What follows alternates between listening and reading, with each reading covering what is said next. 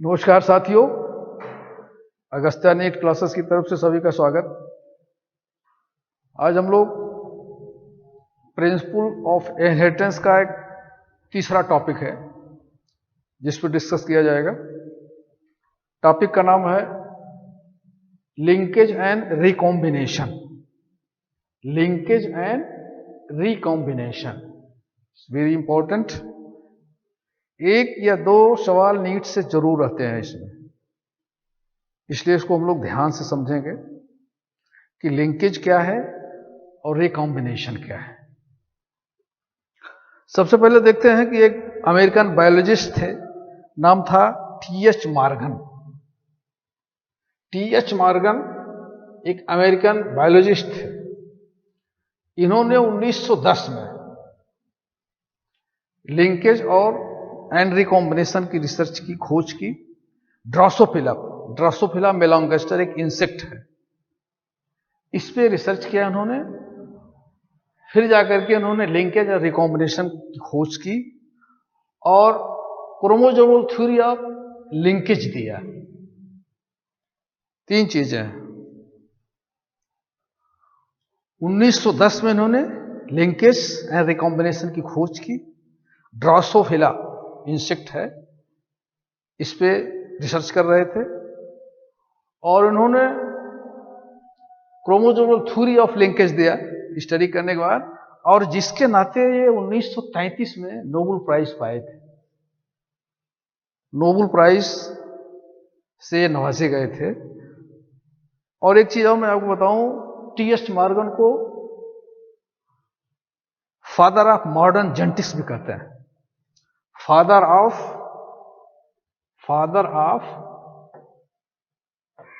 Modern genetics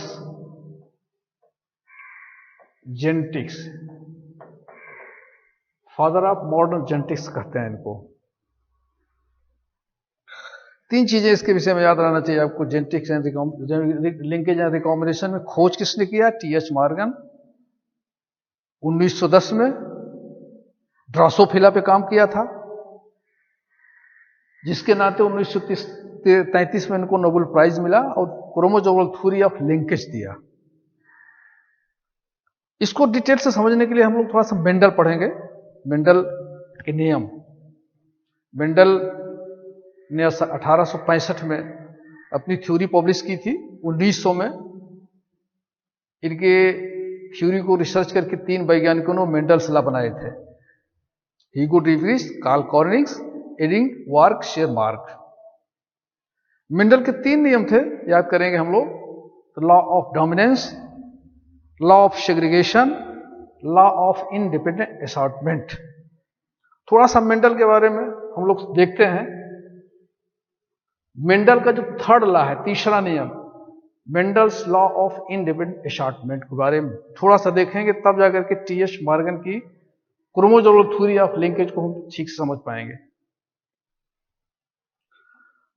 याद करें, law of dominance में मेंडल ने मोनोहाइब्रिड क्रॉस किया था। One pair of contrasting character लेके चले थे। और फिर two pair of contrasting character ने डाई हाइब्रिड क्रॉस किया था। Monohybrid, dihybrid. Dihybrid में उन्होंने इंडिपेंडेंट असॉर्टमेंट दिया था। डाई हाइब्रिड क्रॉस की बात करते हैं। इसमें two pair of contrasting character एक साथ लेके चले थे। येलो और round, yellow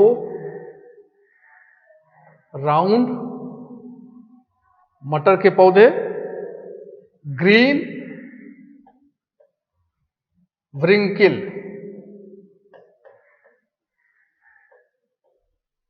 yellow round, green wrinkle, two pairs of contrasting character. इसको हम ऐसे लिख सकते हैं, वाई वाई, इसको कैपिटल आर आर से लिखेंगे, इसको स्मॉल वाई और स्मॉल आर से। जब मेंडल ने क्रॉस कराया था F1 पीढ़ी में, उसको येलो और राउंड मिले थे।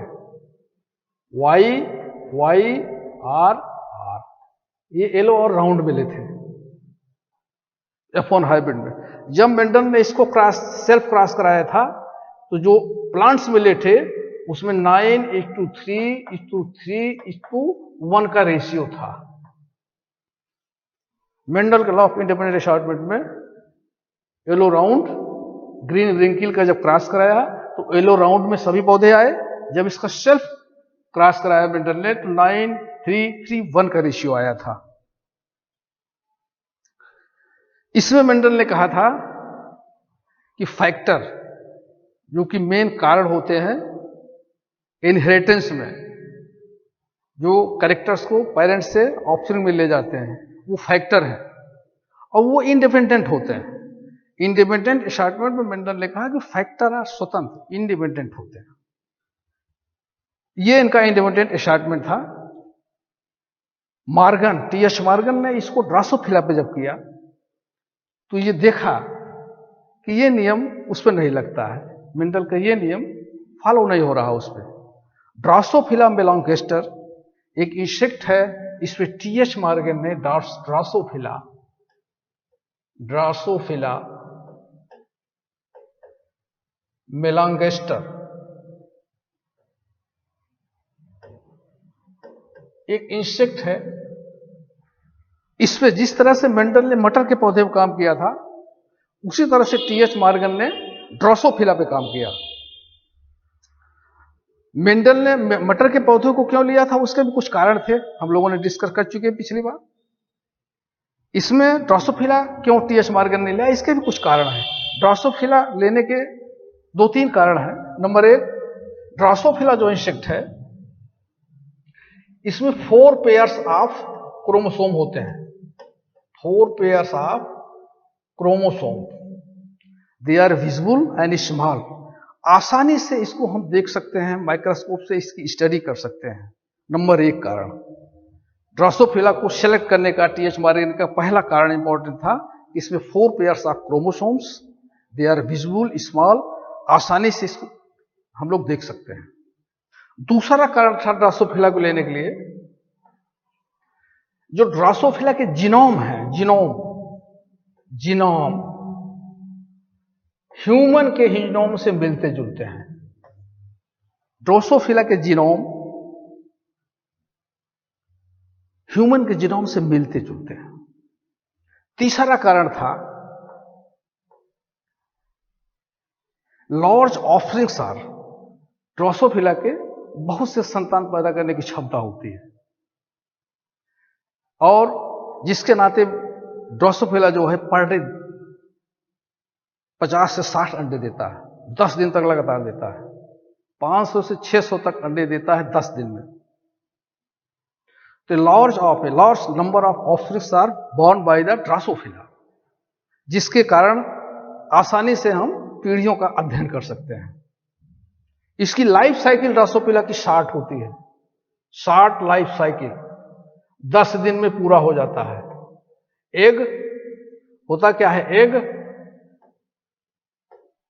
एग से लार्वा, प्यूपा, एडल्ट, ये केवल 10 दिन में पूरा हो जाता है। इसकी लाइफ साइकिल शॉर्ट होती है। Now again 4 pairs of chromosomes, easily visible, easily study की जा सकती है। जीनोम्स ड्रासोफिला के ह्यूमन के जीनोम से मिलते जुलते हैं। Drosophila large number of offsprings, life cycle इसकी शॉर्ट होती है। By means of that drosophila को चयन किया गया टी.एच. मॉर्गन के द्वारा, जिस तरह से मेंडल ने मटर के पौधे को चयन किया था। तो ड्रासोफिला पर टी.एच. मॉर्गन ने जब स्टडी किया मेंडल के नियम को, तो फॉलो नहीं हुआ। वो नियम नहीं लगा जो मेंडल का नियम मटर के पौधे पे लगा था इंडिपेंडेंट अशॉर्टमेंट, जो 9:3:3:1 का रेशियो आया था। फर्स्ट पीढ़ी में येलो राउंड आए थे, 9:3:3 इसका जो रेशियो आया था, मेंडल मॉर्गन टी.एच. मॉर्गन ने जब देखा ड्रासोफिला में तो वो फेल हो गया, वो नहीं लगा। देन मॉर्गन ने कहा कि व्हाट आर द फैक्टर्स, क्यों ऐसा हुआ। इसकी जब स्टडी किया मॉर्गन ने, तब लिंकेज की थ्योरी आई सामने, क्योंकि मेंडल कहे थे कि factors are responsible for the transfer of characters from parents to generation offsprings, और फैक्टर्स स्वतंत्र होते हैं, इंडिपेंडेंट होते हैं। थर्ड लॉ में मेंडल ने बताया था। लेकिन मॉर्गन ने देखा कि इंडिपेंडेंट नहीं है फैक्टर्स, फैक्टर्स आर जीन्स, ये इंडिपेंडेंट नहीं है, ये लिंक्ड है। क्योंकि ये मेंडल का जो रिजल्ट आया था वो रिजल्ट ड्रोसोफिला में नहीं देखा गया, मेंडल का लॉ तीसरा फेल हो गया यहां। तो फिर जाकर के ये थ्योरी आई, मेंडल के नियम के बाद मॉर्गन ने लिंकेज दिया कि क्यों ऐसा हुआ, आया क्या रिजल्ट निकल के कि लिंकेज, क्रोमोसोम्स पर जीन्स पाए जाते हैं, वो रिस्पॉन्सिबल होते हैं कैरेक्टर के ट्रांसफर के लिए। और जो क्रोमोसोमल थ्योरी ऑफ लिंकेज है, इसमें मॉर्गन ने बताया कि genes are present in chromosome in a linear fashion, line पे होते हैं जीन्स, क्रोमोसोम पे लीनियर फैशन पे लाइन वाइज होते हैं, लाइन से होते हैं। एक दूसरा, genes present in chromosome called gene locus. देखें, ये हमारा होमोलॉगस क्रोमोसोम्स है, इसमें स्टडी ठीक से हो जाएगी। ये पैटर्नल क्रोमोसोम है, एक मैटरनल क्रोमोसोम है। ये इसमें जीन्स देखेंगे, ये जीन्स है। जहां पे जीन्स प्रेजेंट है उस स्थान को लॉकस कहते हैं या लोकाई कहते हैं, जीन लॉकस। जीन्स क्रोमोसोम पे जिस जगह पे स्थित होते हैं उसको जीन्स लॉकस कहते हैं। ये पैटर्नल पार्ट है, ये मैटरनल पार्ट है। दो क्रोमोसोम लिया गया, एक पैटर्नल का, एक मैटरनल का। जीन्स जो है देखें लिंक है। होमोलोगस क्रोमोसोम में देखेंगे कि जीन्स जगह जगह है जो लिंक है। मॉर्गन ने बताया कि लीनियर फैशन में लिंक होते हैं, लाइन से होते हैं, नंबर एक। नंबर दो, linkage depends between distance of two genes. दो जीन्स के बीच में जो डिस्टेंस होती है वो डिस्टेंस डिपेंड करती है कि ये जीन्स लिंक्ड होंगे कि लिंक नहीं होंगे। यदि दो जीन्स के बीच में डिस्टेंस कम होगी, स्मॉल होगी, वो लिंक होंगे। अगर ये दो जीन्स के बीच की दूरी ज्यादा होगी तो लिंक नहीं होगी, उसमें क्रॉसिंग ओवर होगी। यानी जीन्स फिजिकली एसोसिएट होते हैं, फिजिकली लिंक्ड होते हैं एक दूसरे से, इसी को लिंकेज कहते हैं। लिंकेज की परिभाषा इसमें दी गई है, genes situated same chromosomes and fairly close each other, they tend to be inherited together. This type of existence of two or more genes in the same chromosome is called linkage. एक jeans chromosome एक chromosome पे होते हैं, आपसे आपस में physically link होते हैं और उनका ये टेंडेंसी होती है कि वो एक ही गैमेट्स में जाएंगे। जब गैमेटोजेनेसिस होगी तो एक साथ जीन जाएंगे। लेकिन मेंडल ने कहा था कि यह फ्री, यही डिफरेंस है। इसी मेंडल ने जो इस चीज को नहीं बता पाए थे, वो कह रहे थे फ्री है, फैक्टर फ्री है। मॉर्गन ने कहा फ्री नहीं है, दे आर लिंक्ड, इसीलिए रिजल्ट नहीं आया था। Chromosomal theory of linkage Morgan ने दिया, बताया कि क्रोमोसोम्स पर जीन्स प्रेजेंट होते हैं, दो जीन्स के बीच में दूरी अगर कम है तो लिंक है, दो जीन्स की दूरी के बीच में अगर ज्यादा दूरी है तो लिंक नहीं है, वो क्रॉसिंग ओवर होगी, रिकॉम्बिनेशन हो जाएगा उनका, वो दूसरे क्रोमोसोम्स में चले जाएंगे। इन दोनों दो जीन्स के बीच की दूरी की ये तय करेगी कि लिंकेज की स्ट्रेंथ क्या है, लिंकेज कंप्लीट है कि इनकम्प्लीट है। फिर से देखते हैं, लिंकेज दो जीन्स के बीच में दूरी ये तय करेगी कि इस लिंकेज की स्ट्रेंथ क्या है, पावर क्या है। Again linkage two types, complete and incomplete linkage. Complete linkage के बारे में हम देखते हैं। ये देखें, आपका पैटर्नल सेल है, दो क्रोमोसोम है, ये जीन हमारे सिचुएटेड है। कंप्लीट लिंकेज की बात हो रही है। जब गैमेटोजेनेसिस होगा तो चूंकि लिंक्ड जीन लिंक्ड हैं, फिजिकली एसोसिएट हैं, इसलिए वो एक ही गैमेट्स पे जाएंगे। देखिए, एक गैमेट्स बनाइए, इसमें आ गए, और दूसरा है लिंक वाला इसमें आ गया। फिर से मियोसिस हुई, यहां पर मियोसिस हुई, 4 सेल बन गए, ये सेल इसमें आ गया, ये क्रोमोसोम्स इसमें आ गया, ये क्रोमोसोम्स इसमें आ गया, क्योंकि ये लिंक्ड है। ये लिंक जीन्स एक ही गैमेट्स में गए, कंप्लीट लिंक है। इसको कंप्लीट कहते हैं जब वो दो जीन्स के बीच की दूरी शार्ट होगी, वो हमेशा एक ही साथ जाएंगे। गैमेट का फॉर्मेशन होगा तो वो जीन एक साथ रहेंगे। This is complete linkage. दूसरा है इनकम्प्लीट लिंकेज। इसमें दो जीन्स के बीच की दूरी ज्यादा है, ये लूजली कनेक्ट है, फिजिकली एसोसिएट लूज है, इसलिए इसमें क्रॉसिंग ओवर होगी। जब गैमेट का फॉर्मेशन होगा तो ये दूसरे कोर्स में चले जाएंगे। उसी तरह से इसमें दिखाया गया, देखिए ये हमारा होमोलॉगस क्रोमोसोम्स है, दो जीन है, इसमें लूजली अटैच है जीन्स। जब गैमेट क्रॉसिंग ओवर होगी, जब मियोसिस होगी, देखिए इसमें क्रॉसिंग ओवर हो रही है, फिगर से बड़ा स्पष्ट हो गया, क्रॉसिंग ओवर हो रही है।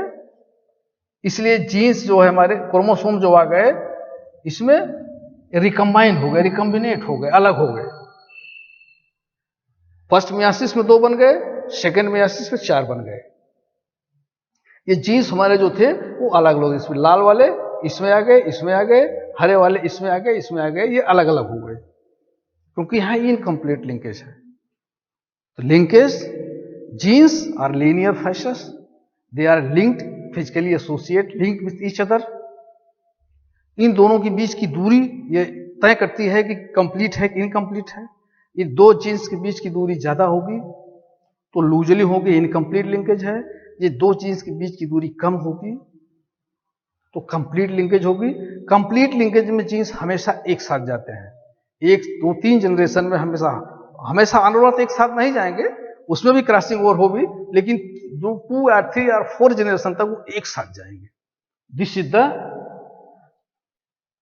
Principle of linkage. I hope कि लिंकेज समझ में आ गया होगा। अब हम चलते हैं रिकॉम्बिनेशन पे। रिकॉम्बिनेशन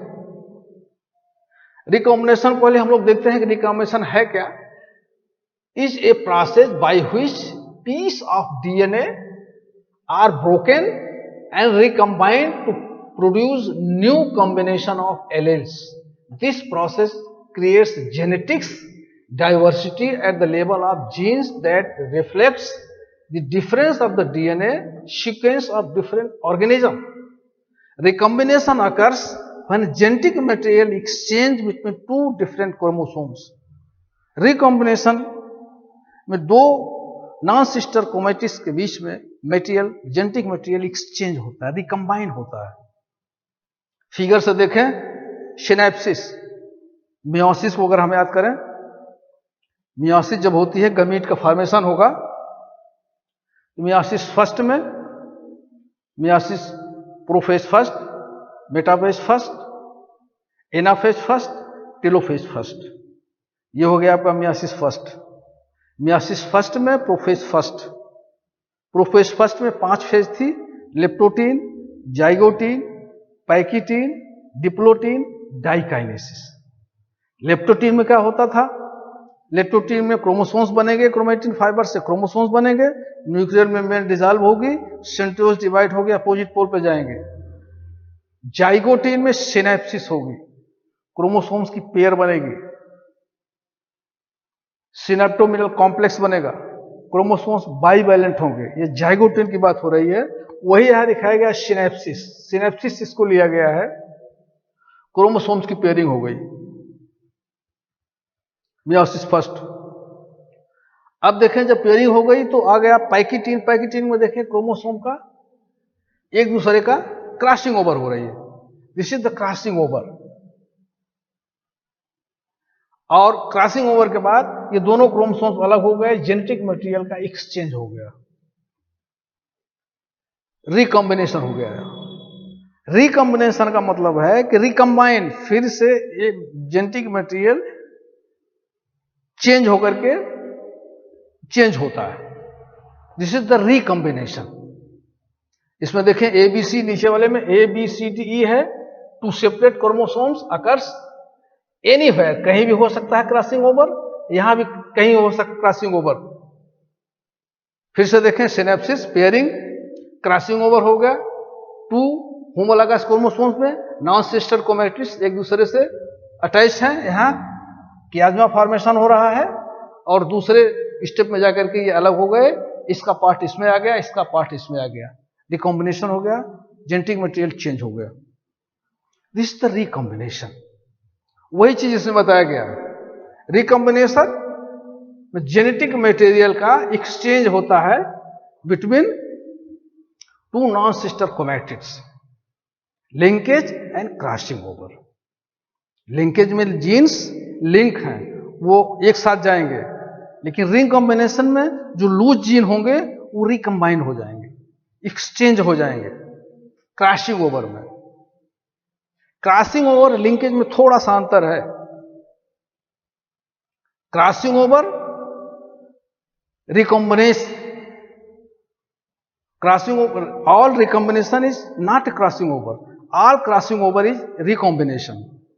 फिर से सुनो इसको, all crossing over is recombination and all recombination is not crossing over. Recombination कभी कभी सिंगल जीन्स में हो जाए, सिंगल क्रोमोसोम्स में भी हो जाएगा। ये आपका सिंगल क्रोमोसोम्स है, ये सिंगल क्रोमोसोम्स है।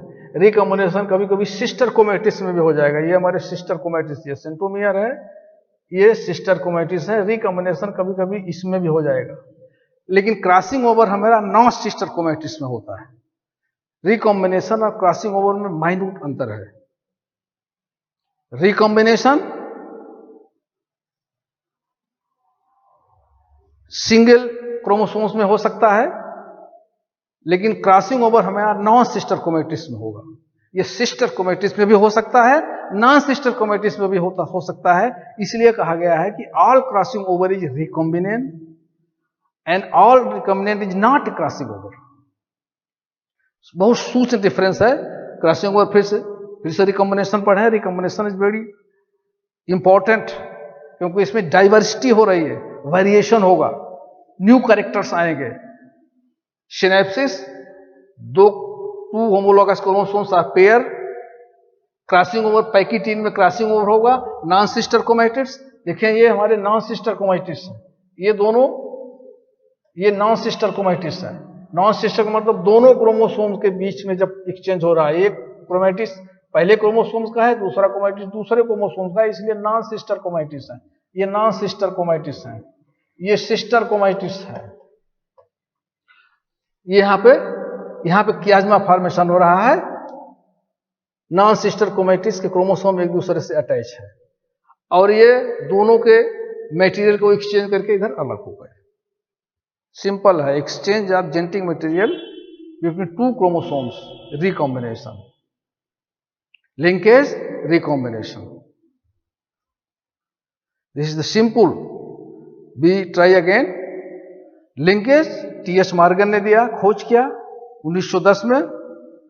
क्रोमोसोमल थ्योरी ऑफ लिंकेज दिया 1933 में, नोबेल प्राइज पाए। लिंकेज उन्होंने बताया क्या, क्योंकि लिंकेज ड्रोसोफिला में किया इन्होंने। देखिए 2-3 सवाल इसमें से घूम के आते हैं। TH Morgan, modern father of genetics theory, इन्होंने ड्रोसोफिला को चयन किया था अपने रिसर्च में। ड्रोसोफिला का क्यों चयन किया मैंने बता दिया। कभी कभी यह पूछ लिया जाता है कि ड्रोसोफिला का क्यों चयन हुआ। जैसे मेंडल ने पी मटर के पौधे को लिया था, इन्होंने लिया था ड्रोसोफिला इंसेक्ट। खोज किसने किया लिंकेज की, कब किया? T H Morgan. ये modern genetics theory, modern genetics के मॉडर्न जेनेटिक्स थ्योरी के फादर है। उसके बाद रिकॉम्बिनेशन कैसे हो रहा है? ये तीनों प्रोसेस जो है एक साथ आपके चल रहे हैं, linkage and crossing over. This simple. अब आपको अगर मियोसिस क्लियर होगी, गैमेट का फॉर्मेशन होगा, तो यहां कंफ्यूजन नहीं होगा। मैं फिर आपको रिपीट कर दूं कि मियोसिस में गैमेट फॉर्मेशन होता है। अगर वो प्रोसेस आपको क्लियर है तो लिंकेज और रिकॉम्बिनेशन बहुत आसानी से आ जाएगा। This is the process of linkage and recombination. Now next में हम एक बार आपको फिर से दिखाते हैं कि आपके एनसीईआरटी की बुक्स में कैसे रिकॉम्बिनेशन और लिंकेज दिखाया गया है। बहुत आसान है, इस फिगर को पढ़ने से देखेंगे आपका। ये टू डाई हाइब्रिड क्रॉस लेकर के यहां दिखाया गया है। देखेंगे क्रॉस 1 क्रॉस बी, आपकी एनसीईआरटी के बुक में है, बहुत सिंपल है, एक बार इसको समझ लें। ये येलो व्हाइट और विल टाइप का एक करेक्टर से लेकर के जब क्रॉस किया गया तो इसमें जब F1 जनरेशन आया, इसमें देखा यह गया कि पेरेंटल जो है 98.7% है, इसमें 1.3 रिकॉम्बिनेंट हुआ। इसमें रिकॉम्बिनेंट 1.3 हुआ, इसका मतलब यहां कंप्लीट लिंकेज ही टाइट थी, दो जीन्स के बीच में दूरी कम थी। यहां पे रिकॉम्बिनेंट का परसेंटेज कम है। उसी तरह से यहां देखेंगे आप, यहां पे जीन का लिंकेज लूज था। यहां पर जब व्हाइट मेनोचर विल टाइप का जब क्रॉस कराया गया तो F1 जनरेशन में देखेंगे कि 37.2% रिकॉम्बिनेंट हुआ। आगे चलेंगे हम तो सेल्फ क्रॉस कराएंगे तो ये रिजल्ट आपके पास आएंगे। यानी फर्स्ट वाले में 1.3 रिकॉम्बिनेंट हुआ और सेकंड वाले में 30.2% रिकॉम्बिनेशन आया। इसको सेल्फ क्रॉस कराएंगे तो आगे फिर पैटर्न चलेगा। इसका यह तात्पर्य है कि इस क्रॉस 1 में जो लिंकेज है कंप्लीट लिंकेज थी, लेकिन क्रॉस बी में कंप्लीट लिंकेज नहीं थी, इनकम्प्लीट था, क्योंकि इसमें रिकॉम्बिनेंट का परसेंटेज जो है ज्यादा हुआ। अगर जीन्स के बीच की दूरी कम है तो कंप्लीट लिंकेज है, रिकॉम्बिनेंट कम होगा, सीधी सी बात है।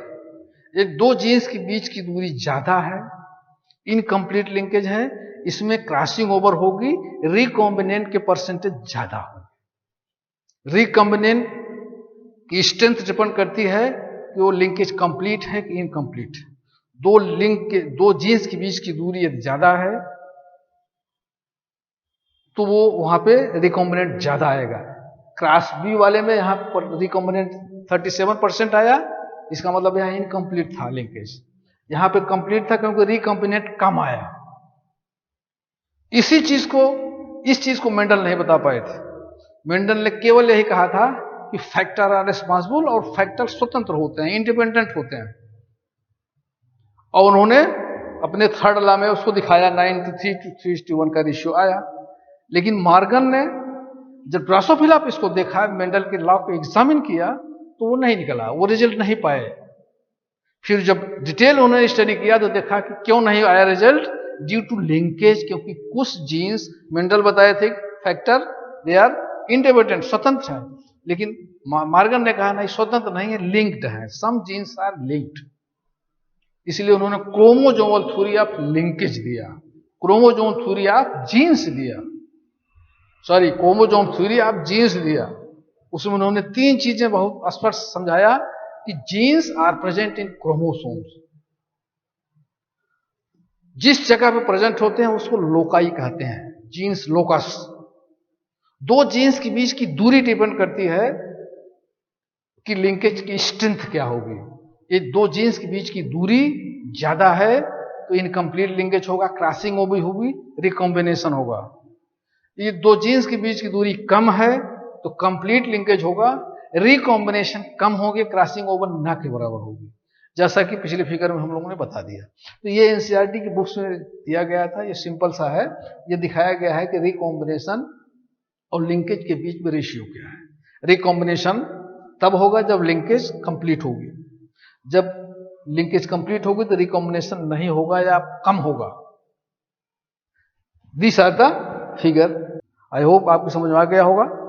अगर आपको अच्छा लगे तो चैनल को सब्सक्राइब कर दीजिएगा, लाइक कर दीजिएगा और इसको एक दो बार जरूर पढ़िएगा, क्योंकि लिंकेज और क्रॉसिंग ओवर सवाल आते हैं, एक या दो सवाल इससे जरूर आएंगे।